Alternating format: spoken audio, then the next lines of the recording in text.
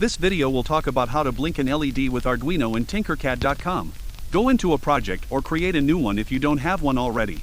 Here is the list of things you should have: an Arduino Uno R3, an LED, a resistor that is about 220 ohms, and a breadboard. Don't worry about the code, I will walk you through it step by step, and you can follow along with me as we go.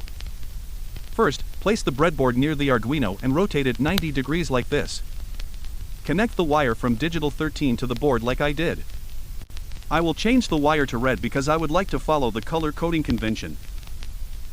Place a resistor like this and change the units into ohms, and change it into 220.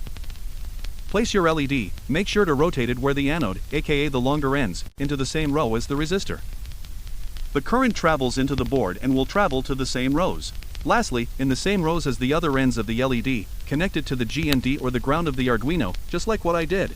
I would like to change the wire to the color black. Into the code, change it into text. I like to set up the code like this, remove the comments, and change where the brackets are, but don't worry, it's just a preference. Replace the LED underscore built-in with the pin that sends the current, but for us, is D13, so just put in 13. Same in here, replace these with 13. You can change the delays if you want. I will change these into 100 so they will blink fast. Here we go, a blinking LED.